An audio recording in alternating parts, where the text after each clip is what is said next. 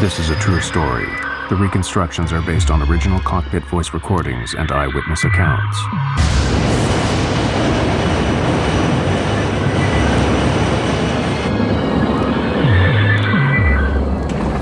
Can't see anything. Damn, we're off course. No, I can't see it.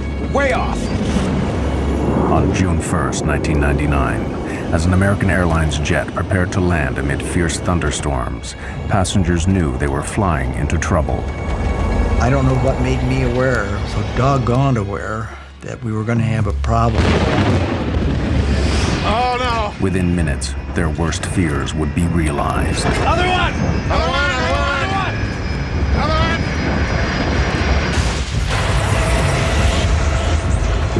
I'm yelling, get away from the plane. Run. Get away from the plane.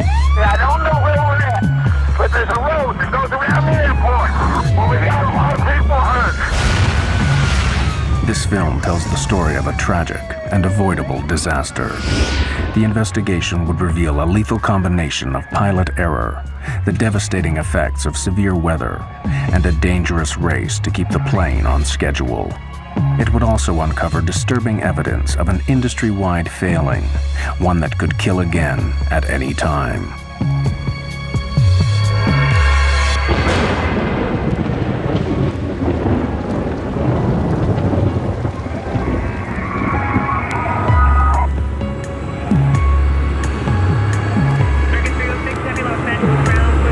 Despite reliable aircraft and extensive training, modern airlines and their crews face unprecedented pressures.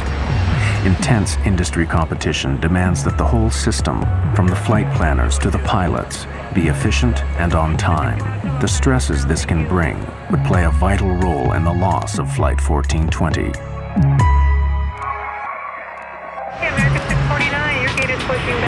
For a large operator like American Airlines, the pressures begin with the complex task of scheduling their vast fleet. Dispatchers direct the planes around the world in a carefully choreographed dance.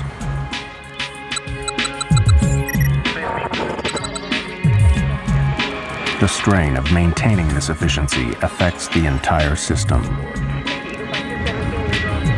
Of course, competition has become very intense, a lot of pressure on the dispatchers, pilots, flight attendants, and basically the whole infrastructure to accomplish the mission and make a dollar. Every effort is made to ensure that nothing disrupts these fragile schedules. But there is one variable that no airline can control: the weather.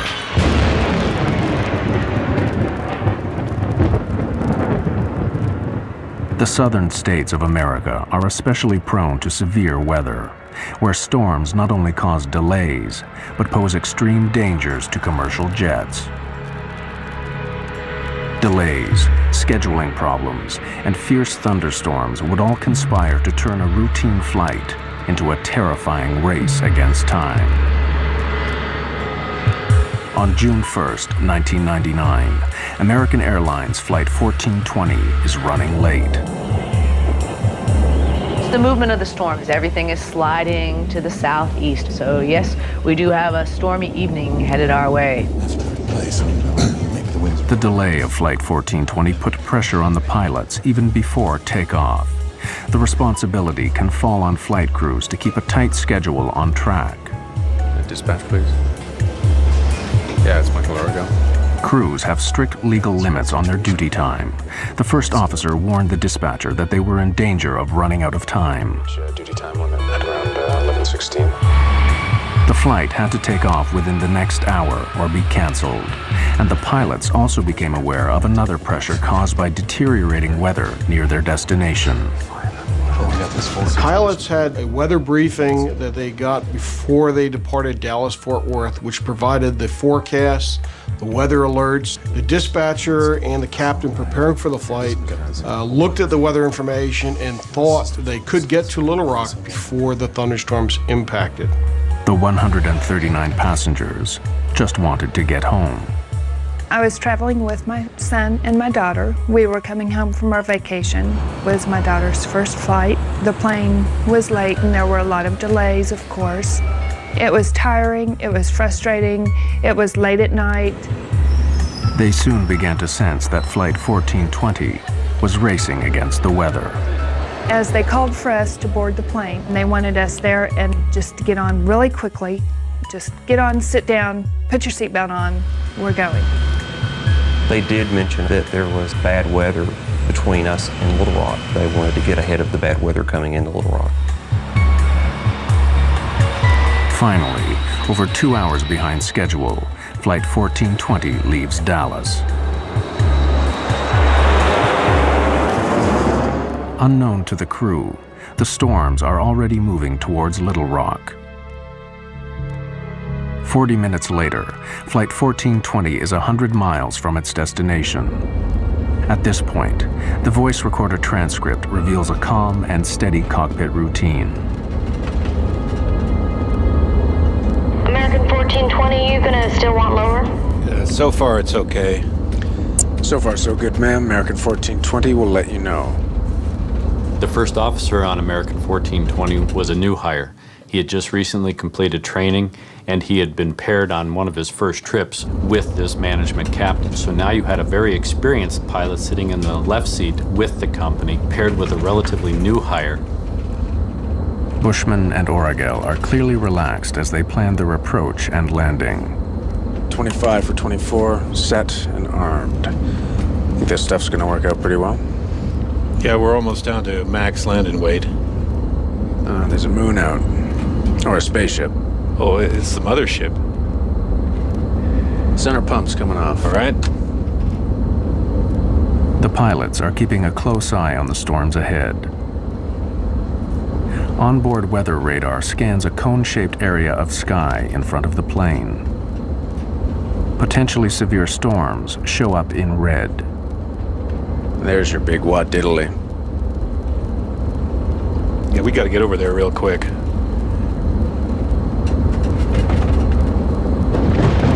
I don't like that. That's lightning. Sure is. The American Airlines dispatcher issued an update on the shape and formation of the thunderstorms. Right now on radar, there's a large slot to Little Rock. Thunderstorms are on the left and right, and Little Rock is in the clear, sort of like a bowling alley approach. Thunderstorms are moving east-northeastward towards Little Rock, and they may be a factor for our arrival. I suggest expediting our arrival. Dispatcher gave this flight crew the weather information. It appeared to him that there was going to be a gap, or what he called the bowling alley, where you had two types of thunderstorms, or two thunderstorms with an alley between it, and that the flight crew, if they had expedited their travel to Little Rock, could probably make it up that alley before the two storms closed together. As Flight 1420 descends, the plan to beat the storms is about to go seriously wrong. The pilots do not realize that the walls of the bowling alley are closing in.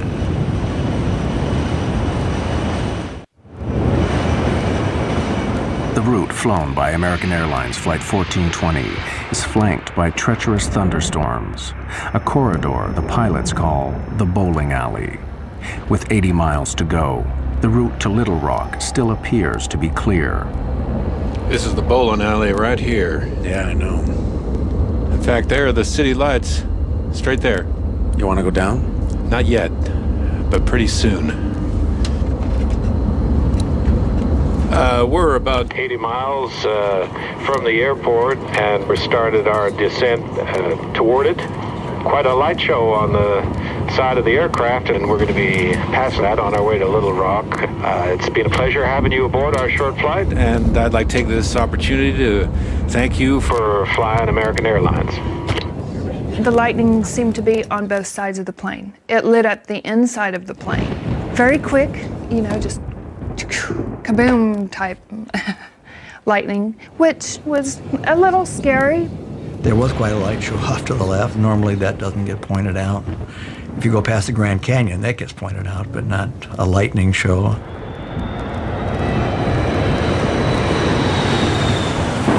As the plane descends, transcripts of the cockpit voice recordings show that the pilots are aware of rough weather ahead.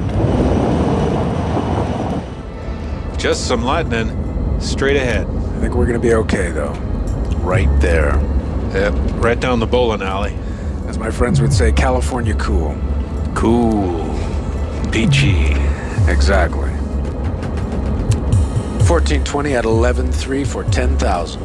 When the pilots contact the air traffic controller at Little Rock, he gives the first of a series of alarming weather alerts.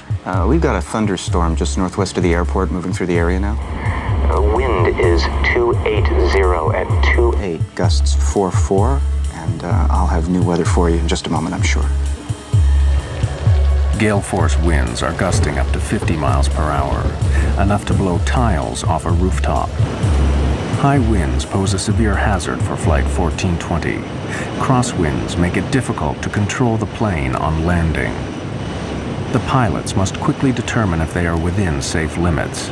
They calculate the strength of the crosswind from its angle to their final approach. All right, so that's 280 at 4-4. Gusts at 44. Right, near the limit. Well, it's 40 degrees off. I mean, you're not out of the limit because of the angle, but that's pretty close.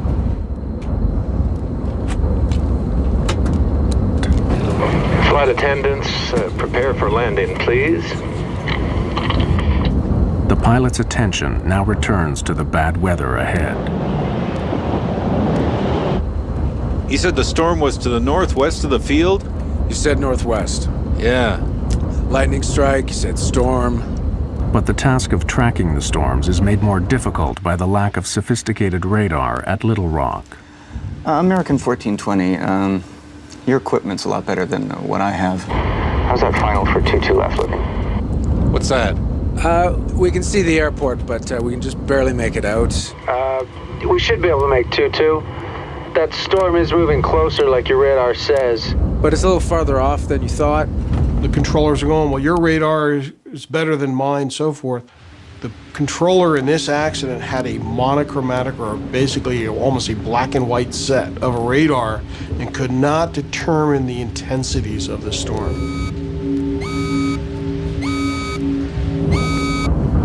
The controller calls in with more bad news. Wind shear is a sudden change of wind direction over a short distance. It is one of the most feared elements of a severe thunderstorm.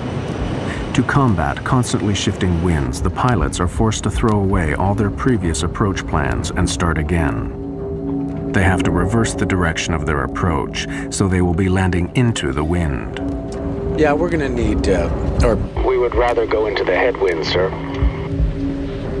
The pilot's decision to land in the opposite direction is a prudent move, but it will create serious problems. Okay, right turn 250. The long way around? Yes, sir. You're a little close to the airport. Yeah, right. 250, that'll work. As the pilots turn to the new approach, the aircraft's weather radar, which scans in front of the plane, loses track of the thunderstorms. Worse still, the turn delays landing by more than 10 minutes, and with every passing moment, the storms are growing in intensity. Runway 4 right, 111.3042. I think that was the airport below us. Yeah, right, okay. Switching runways, keeping track of the storms, all adds greatly to the pilot's heavy workload. Okay, 2217 glide slope intercept all the way down. Missed approached right turn to 4000. Let's see, you got the airport, right? So yeah, I don't have the airport. Well, I'm saying you've got the ILS. Yeah, I got the ILS.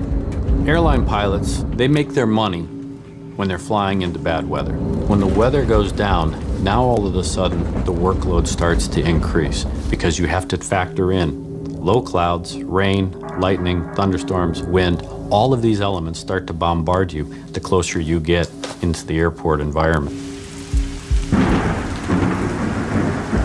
American 1420, it appears we have a second part of this storm moving through.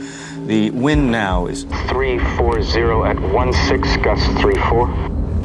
With the storms worsening, the pilots need to make it to the airport as quickly as possible. You want to accept the short approach, keep it tight? Yeah, but if you can see the runway, because I don't quite see it.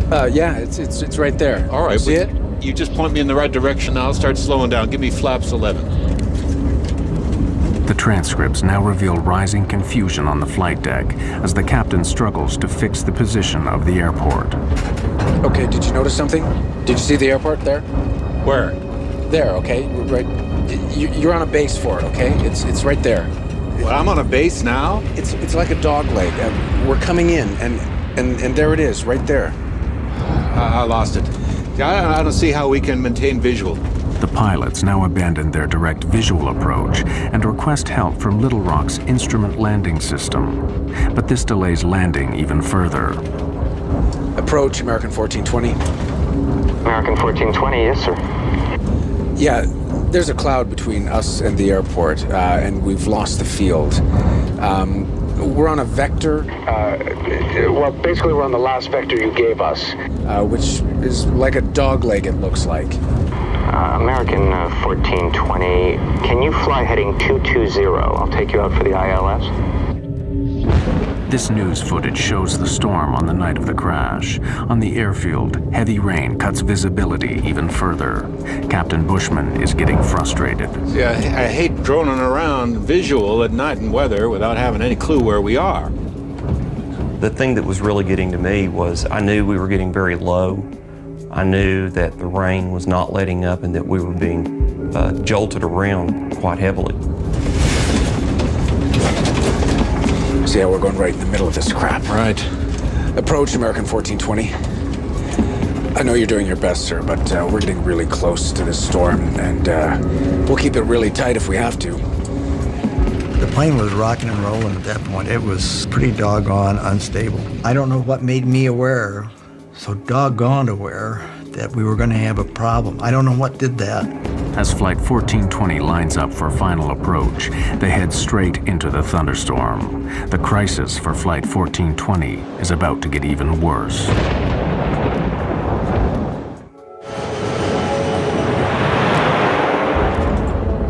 With Flight 1420 minutes from touchdown, severe thunderstorms give the pilots another major problem. Blinding rain and thick cloud are obscuring the airfield. The visibility on the runway, known as RVR, is only just above the regulation limit of 2,400 feet. We're going right into this. American 1420. Right now we have heavy rain on the airport. I don't have new weather for you, but visibility is less than a mile. And the runway 4-right RVR is 3,000. Visibility is down to 3,000 feet. The pilots are unsure if it's safe to land. 3,000? Roger that, 3,000, American 1420. This is 4 right, correct? American 1420, that's correct, sir. And runway 4-right, cleared to land. Can we land? 030 at 45, American 1420. 3,000 RVR, we can't land on that. No, 3,000 if what you do look we at... need? No, it's 2,400 RVR. Okay, right. Yeah, we're fine. All right. 15. Landing gear down. And lights, please.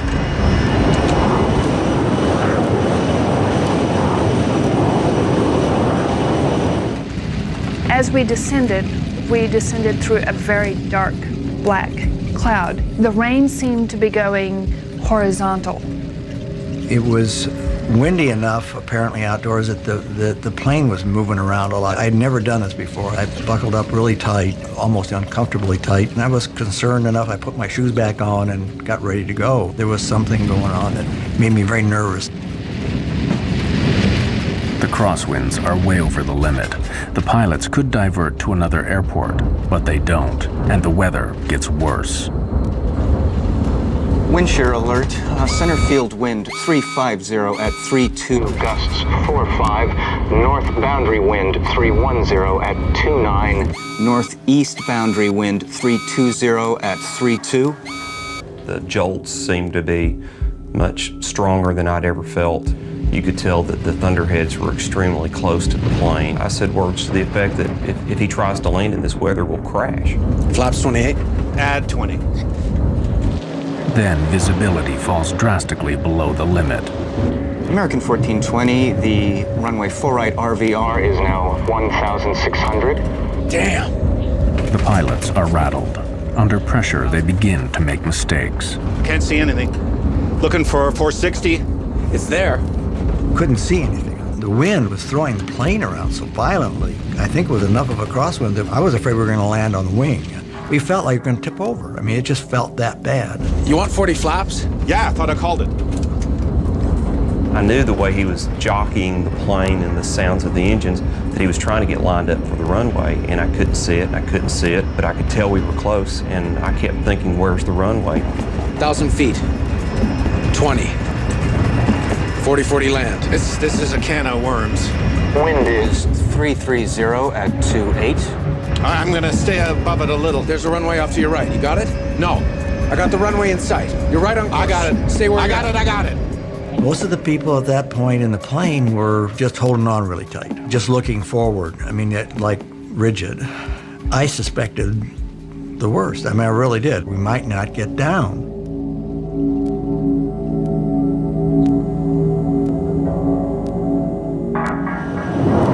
In the midst of fierce thunderstorms, Flight 1420 is about to land at Little Rock.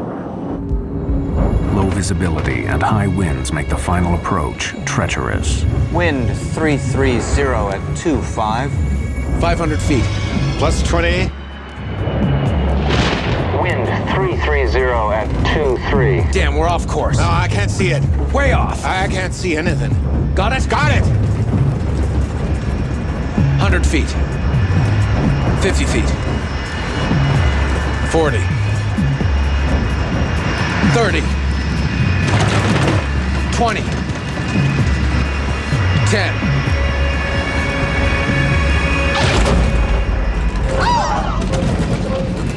We hit the runway real hard. We didn't slow down. We're down. We're sliding. Oh, no. We were still going very, very, very fast, and at that point, I thought, we're dead. On the brakes!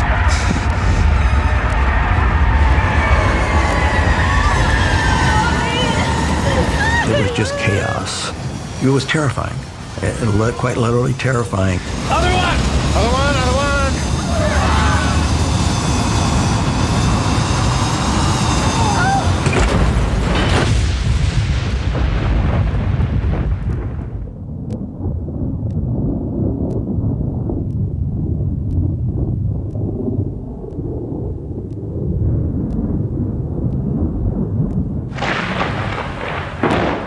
The plane actually stopped. There was a moment of absolute, total silence. There was fire in front of me, and I could see debris, and it was silent. And I thought, oh my gosh, I'm dead.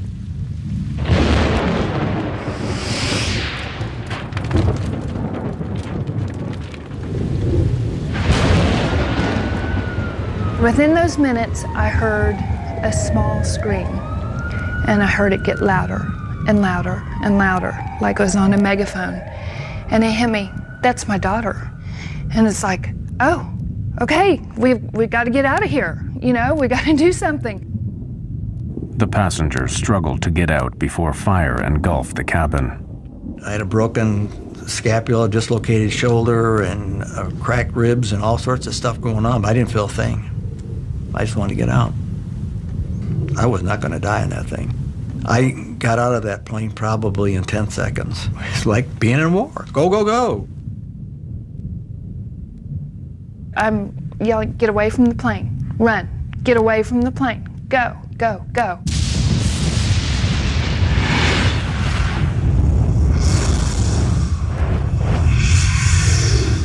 Some folks looked like they'd been in an explosion. Their clothes were tattered. I saw a man using his cell phone to call for help. Okay, I don't know where we're at, but there's a road that goes around the airport. Well, we got a lot of people hurt.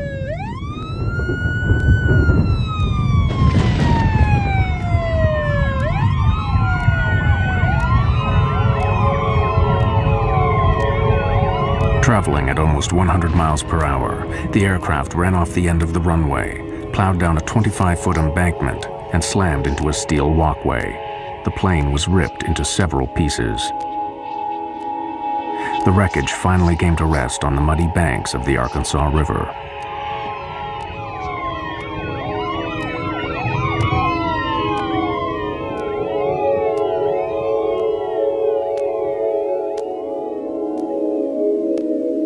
10 passengers died in the crash.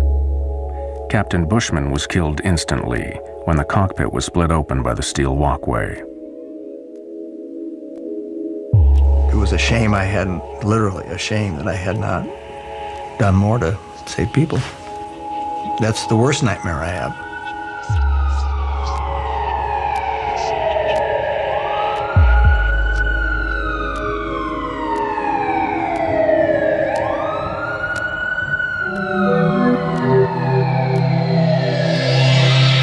The U.S. National Transportation Safety Board was notified immediately.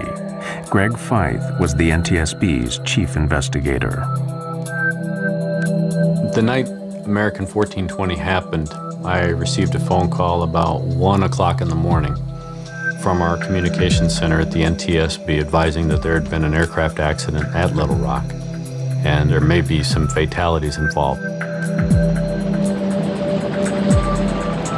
Fellow investigator Don Ike was quickly on scene. There's a sense of adrenaline as an accident occurs like this, where you're being launched to the accident scene. And there's a strong urge to get there, to try to find out what happened, to document the facts so we can prevent it from happening. The NTSB set up a command center close to the site. They would spend the next 18 months piecing together the events that led to the crash. We did have a basic idea when we got on scene of what had happened. We just didn't know why. We knew the airplane went off the end of the runway. We knew that the pilots couldn't stop it. We knew that the aircraft was destroyed going through this catwalk. We knew that the subsequent post-crash fire killed people. We just didn't know why at that point. The NTSB worked backwards from the impact, piecing together the sequence of events from final approach all the way back to Dallas-Fort Worth. The first question for investigators was why the pilots had been unable to stop the plane. Analysis of the tire tracks left by the skidding plane showed a complete loss of control after touchdown. When you look at the width of those tire tracks, you then see that the airplane wasn't going straight, but in fact was sliding sideways. Here you have this machine that weighs 130, 140,000 pounds. It has 100 or so people on it. It is sliding uncontrolled off this runway. Something had gone terribly wrong on landing, and investigators wanted to know why. They questioned the survivors of Flight 1420, who would provide an extremely important clue.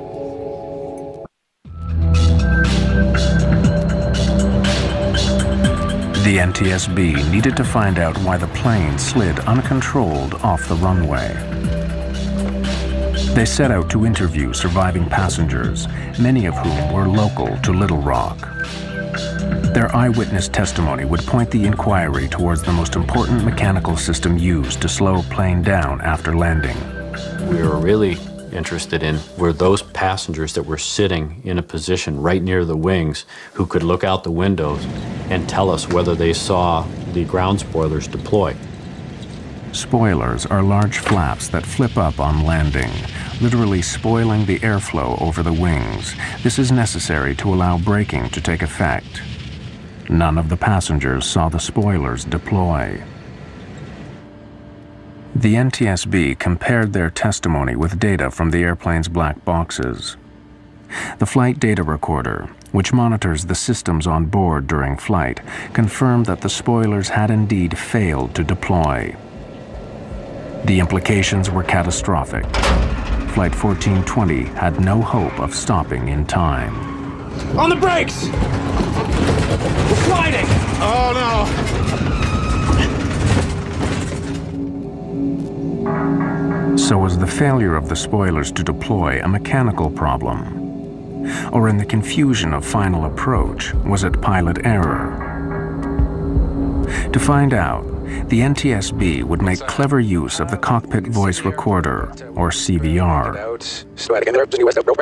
You want 40 flaps? Yeah, I thought I called it. One of the key elements that the CVR team was listening for was the setting of the spoiler handle. We saw on the flight data recorder that the ground spoilers didn't deploy. We wanted to know if the handle had been actually armed or not. And we were looking for a specific click sound. We couldn't find that sound on the accident CVR, which led us to believe that the handle was never in the armed position at touchdown.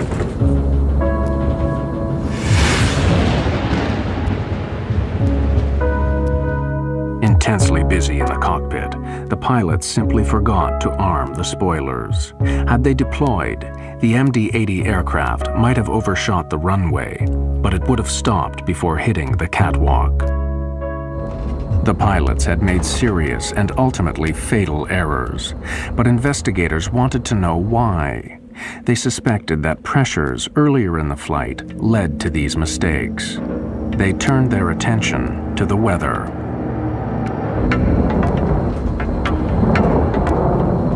It was clear to us that severe weather had been in the area around the time of the accident. How it played a part was one of the things we had to try to discover. And putting the radar images in, the observations, trying to put it all together would take weeks, of course, to get this information done. The NTSB wanted to know what role the weather had played in the crash, and had the pilots been fully aware of the dangers. See how we're going right in the middle of this crap? One of the concerns that all pilots have when they're trying to land an aircraft is, of course, making sure that the crosswinds that they may experience don't exceed the capabilities of either themselves or the aircraft.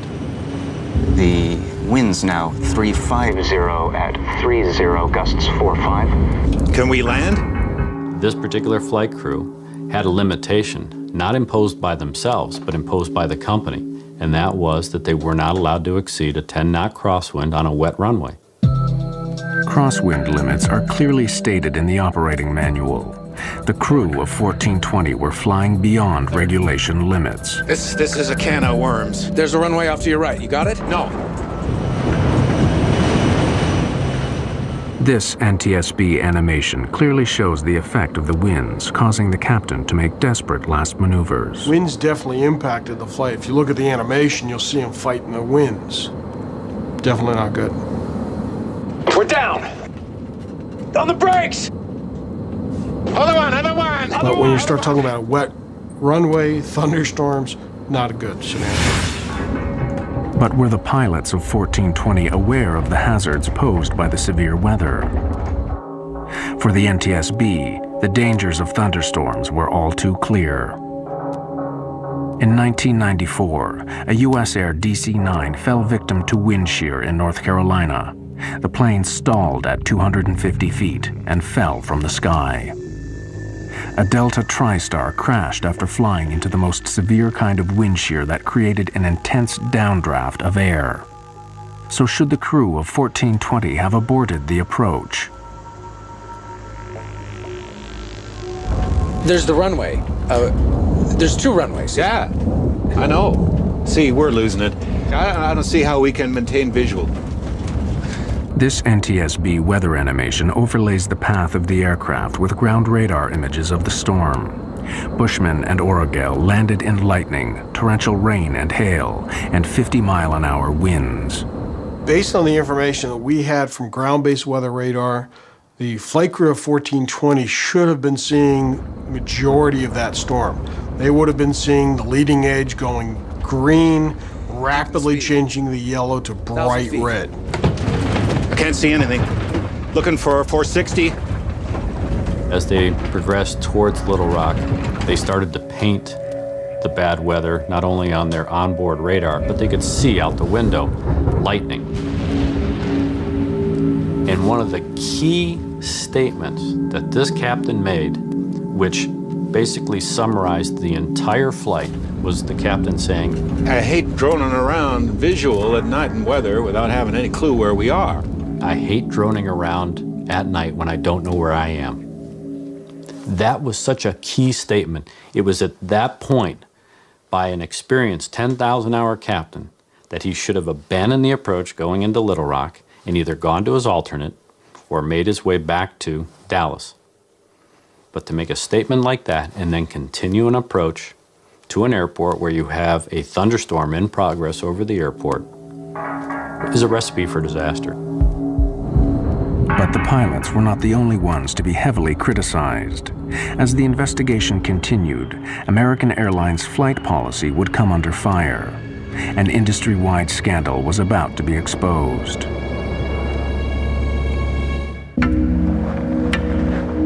For months after the crash of Flight 1420, the NTSB dug deeper into the circumstances surrounding the Little Rock accident. The question was, who would take responsibility? American Airlines was reluctant to admit that their pilots had knowingly flown into a severe thunderstorm. Initially, they tried to pin the blame on the controller at Little Rock. Americans started legal action against the authorities responsible for airport controllers. Americans' lawyers claimed that the crew of Flight 1420 had not been given all the current weather information. American 1420, your equipment's a lot better than what I have. How's that final for 22 left looking? But after interviewing the controller at Little Rock, investigators were unconvinced. It's highly unlikely that the flight crew wasn't sufficiently informed about the nature of the weather and the severity of the weather, not only en route, but of course during the course of the landing at Little Rock. The focus turned back on the pilots. Lawyers representing the passengers were determined to get American to accept liability for the crash. I mean, it is about money in a way, because you want to make them pay. Because I saw the letters that they would write back to my lawyer, minimizing what we had been through, minimizing my daughter's burns, cuts, the psychological effects it had on my son at age 15, and my daughter and me, and just minimizing everything. So you want to find a way to hurt him. Renee Solomons and many other survivors attended the NTSB public hearings held in Little Rock 8 months after the disaster. With the captain dead, the co-pilot was the first to testify. As we went off the end of the runway, I could see the runway lights coming up, and I knew we were going off the end of the runway. I couldn't see anything in front of us, and all I thought was the gear would collapse, and we would continue to slide. It's got to be okay. And then all of a sudden, I felt the impact. I followed it as close as I could. You bet. I mean, I wanted to know what happened. I went to all of the NTSB hearings. I was outraged. I was mad. For me, they didn't ask him the right questions. You know, I wanted to ask him, what were you thinking? Why did you all play chicken with our lives? The co-pilot's testimony was highly controversial. In his account of the final moments of the flight, he claimed to have told the captain to abort the approach, otherwise known as a go-around. Who can call for abandoning the approach? Either pilot. Did you call for a go-around at any time? Yes, sir, I did. It sounds like after reviewing the tape, you can definitely hear the go and the around. It seems like he talked at the same time I did, and I looked over at him, and he brought the airplane back on course. However, when NTSB specialists studied the cockpit voice tapes, they couldn't hear this statement. Damn, we're off course. No, I can't see it. Way off. Even though he stood by that statement, we could never validate it. That led to a controversial finding because we weren't really sure if that took place or not. The NTSB asked tough questions of the co-pilot, but was American Airlines training also at fault? Greg Feith put an American Airlines manager on the stand. What were the company rules for pilots flying near thunderstorms? When asked the question, he basically responded that he just didn't want his pilots flying into that type of weather. Our pilots are forbidden to enter or depart a terminal area blanketed by thunderstorms. To the NTSB, this policy simply wasn't clear-cut enough. Well, that's a very subjective call for a pilot. Pilots need boundaries. You have to set limits. If there's convective activity, that is thunderstorm activity, it's within 5 nautical miles of the airport. There's lightning, there's wind shear. Don't go there.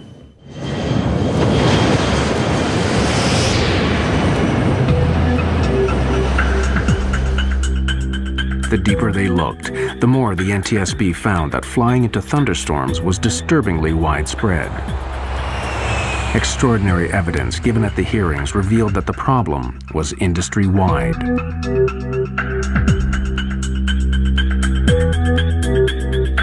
experts from MIT spent weeks recording the flight paths of planes landing at Dallas-Fort Worth. They waited for thunderstorms and watched how pilots reacted. Their animation plots the planes coming into land, overlaid with radar images of the storms. Anything yellow or orange is a potentially severe thunderstorm. Of the 2,000 encounters with thunderstorms, 2 out of 3 pilots flew into the storm and landed their aircraft.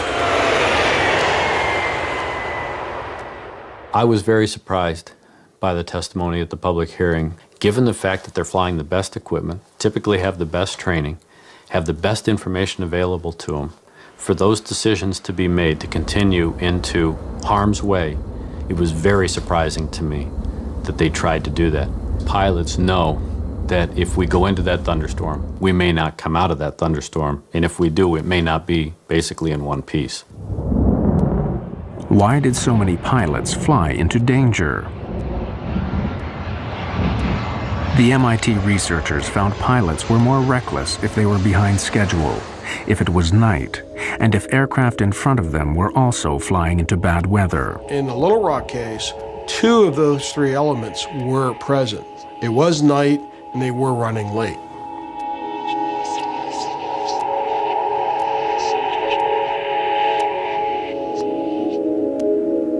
The MIT investigation was chilling evidence that the crash at Little Rock was part of a much wider problem. We're not seeing a major improvement, put it bluntly. There's a limited time for training. Weather was a significant part that set up the stage of this accident. We do not condone any operation to be conducted in such weather. It is a known severe weather hazard, and it should have been suspended, no operation. The root causes behind the crash went even deeper. Why were the pilots so determined to land? Greg Feith found the answer back at Dallas before the flight even left the ground. There, he found signs of a deadly condition in aviation known as get-there-itis. There may have been a sense of get-there-itis. The flight crew knew that they were pushing their 14-hour duty day. It had been a long duty day. The airport's right there. Let's try it. Let's see if we can accomplish the mission. Pilots are goal-oriented. We're mission-oriented. We will stick our nose in there to try and see if we can accomplish the mission. Sometimes we will accomplish that mission, but sometimes we get too far into it that we can't bail out. We don't have any more options, and bad things happen. The pressures of get-there-itis sparked a fatal series of mistakes and misjudgments. I can't see anything. Looking for 460. At the end of a long day, rushing to beat the storms and get the passengers to their destination, the crew of Flight 1420 made the basic mistake that cost 11 people their lives. They forgot to arm the spoilers. They were so busy trying to get the plane on the ground that they forgot to do what they needed to do. They didn't have time to do it.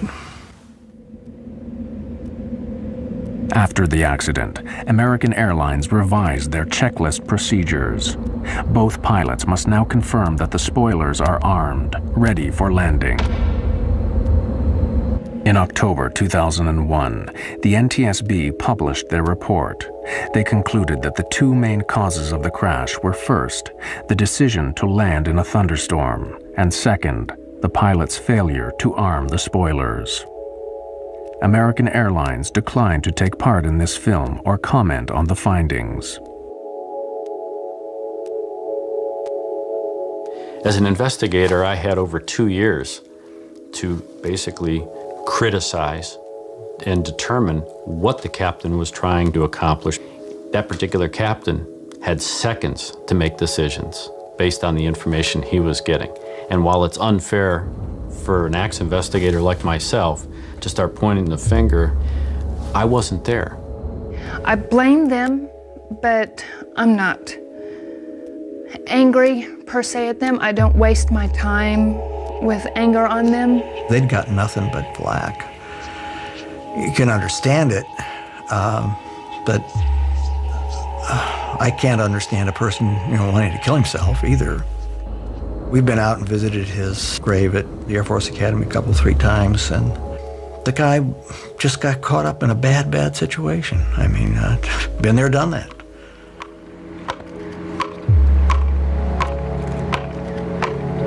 1 year after the crash, the survivors of Flight 1420 gathered at the site to remember those who died. For surviving passengers, the effects of the crash are long-lasting and profound. We, as a family, worked long and hard to work through it. We had many talks. It blew apart a lot of relationships. You find out who your real friends are. I cannot do enough to mitigate what happened to the individuals on an airplane. Life is a precious thing, and you're definitely here for a very short time. You know, all of a sudden, your life looks like about a second and a half long. People ask me if I'm okay. Well, no, I'm not okay. No, we'll never be okay. I mean, what is this okay stuff? You're different, and deal with it. I mean, that's the way we're going to be. The day after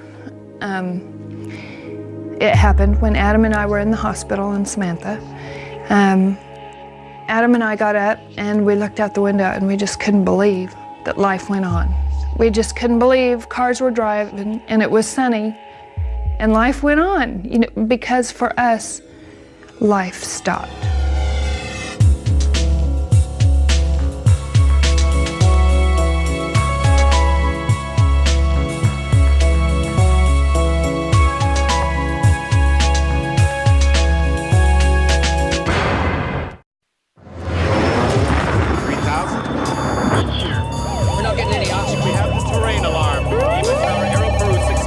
We are in an emergency.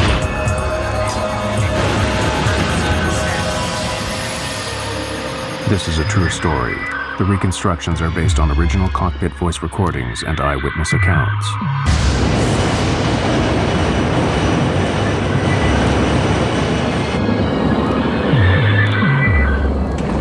I can't see anything. Damn, we're off course. No, I can't see it.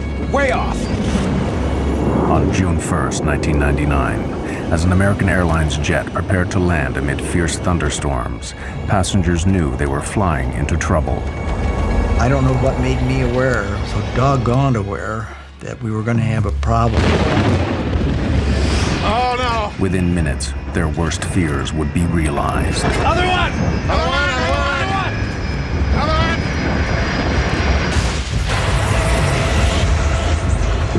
I'm yelling, get away from the plane. Run. Get away from the plane. I don't know where we're at, but there's a road that goes around the airport. Well, we got a lot of people hurt.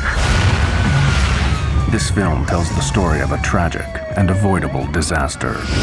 The investigation would reveal a lethal combination of pilot error, the devastating effects of severe weather, and a dangerous race to keep the plane on schedule. It would also uncover disturbing evidence of an industry-wide failing, one that could kill again at any time.